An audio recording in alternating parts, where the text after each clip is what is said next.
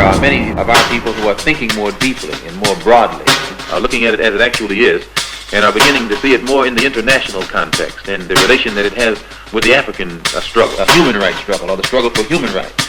And as such, we can then take it into the United Nations. And bring about the freedom of these people by any means necessary. Hello, family. Welcome to We Charge Colonialism. We Charge Colonialism. We are an organization that is seeking recognition that Africans in America are being colonized. And if you want any evidence that we're being colonized, just look at what's going on right now with the coronavirus. Look at the treatment that our people have been receiving. Look at the fact that our people are dying at a disproportionate rate from any other people. Just look at these horrible health outcomes. This is exactly what happens whenever you are a colony within a state.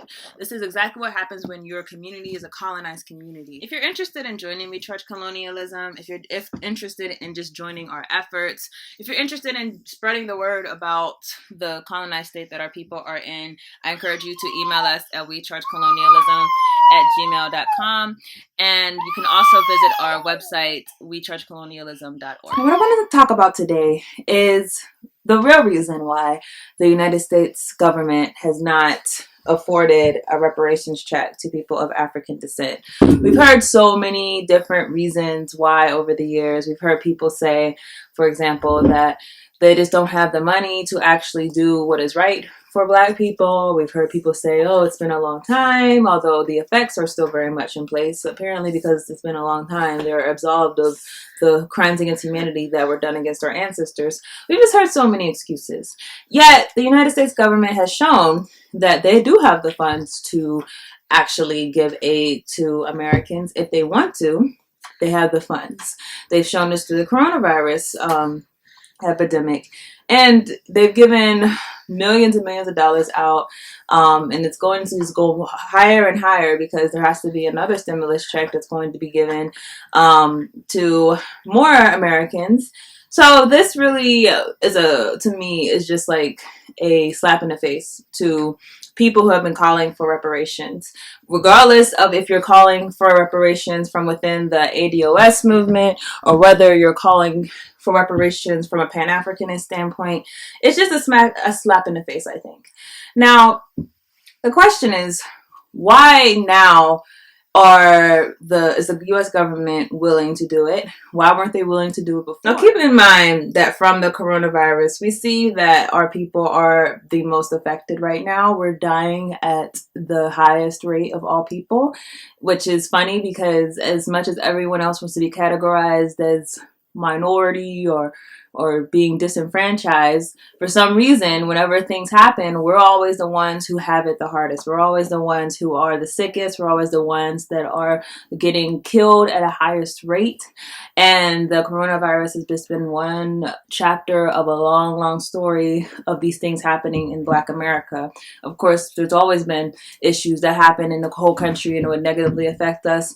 And when you think about, for example, the Great Depression, that was another instance where, yeah, white America went through, but guess what? Black America went through way worse. The 2008 recession, yeah, white America went through, but Black America was just dragged through the mud because of the actions of others. Now, we're dying at a much higher rate, which proves that there has to be some type of difference in treatment, right? If you're actually trying to address the issues, you can't treat Black people like you would white people.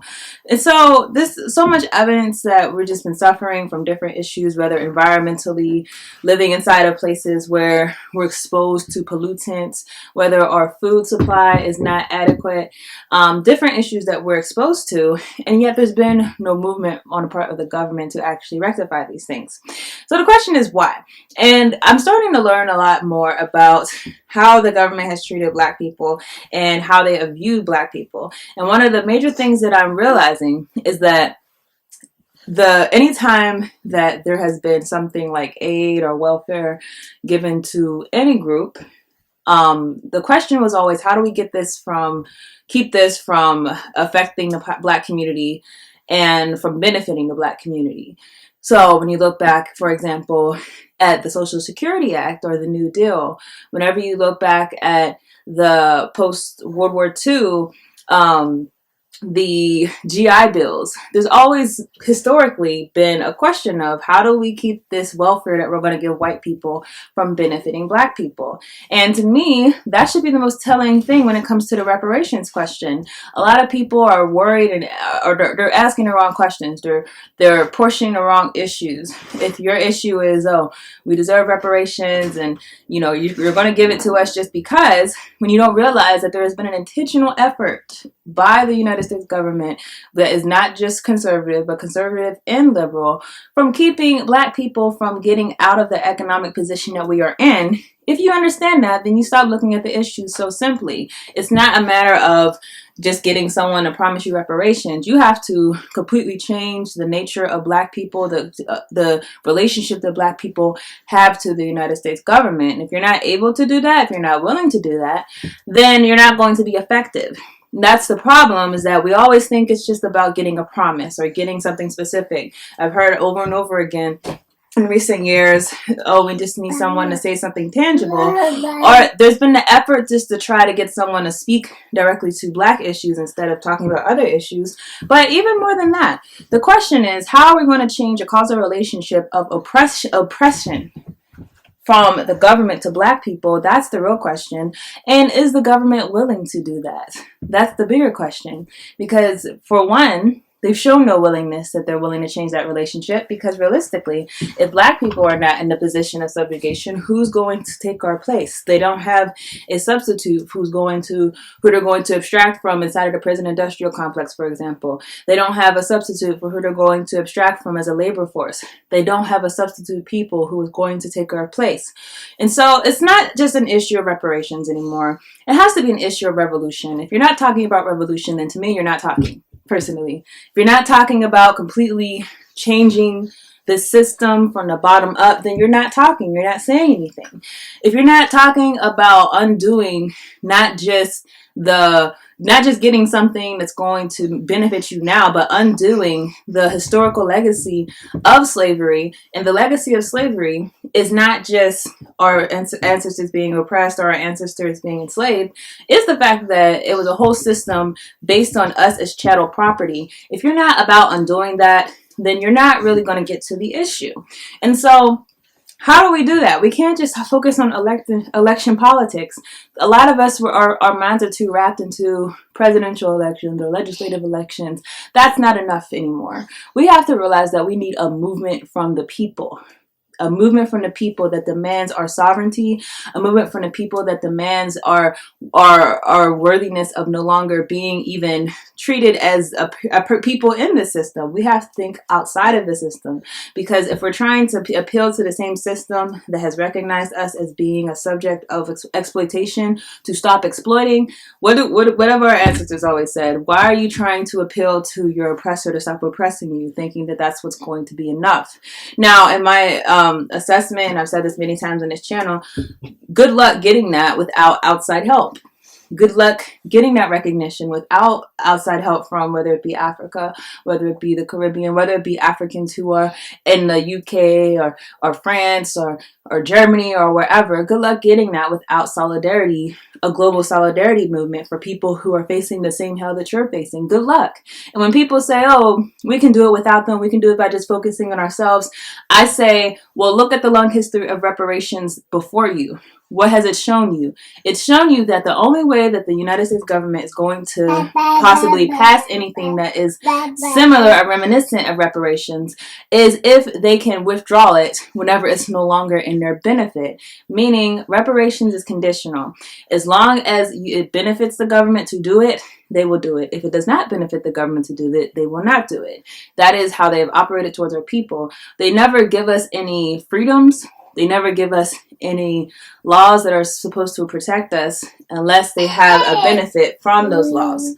Understand that the Civil Rights Act, that didn't just come about because, the government wanted to do the right thing, or because black people was protesting. The real reason it came about was that the treatment of blacks inside of America became so widespread that it spread outside of this country and around the world. Therefore, the United States government felt like during the Cold War that they were threatened by the image of being an oppressive government, and they wanted to ensure that the outside countries were not going to demonize them as a country. So everything's done for a reason. Nothing's going to be done as a favor, and certainly nothing's going to be done within the confines of the system. So that's really all I wanted to talk about. Just a quick subject, just to say that we have to understand and read the times and interpret the times and understand what time it is. It is not time for us to go within the realm of election politics and seek some type of remedy from the people who have been oppressing us. If we're being realistic, that's just not going to do anything. And if you say, well, how do I know, or what basis do you have on that? I say there's 400 years of a precedent that our people don't benefit from anything, or we're not going to get anything from this government that is actually going to truly benefit us unless it is in the government's best interest. But the only way that we get it to be in the government's best interest is when there's a outside force that is imposing on the government the fact that these people that you've been oppressing, you can no longer do that. And the only way that I say we can do that is through Pan-Africanism. So that's all I have to say on this subject. What are your guys' thoughts, particularly on the prospect of reparations, on a stimulus check, on things that are going on in that realm? That's all I wanted to ask you about. So I'll see you guys in the next video.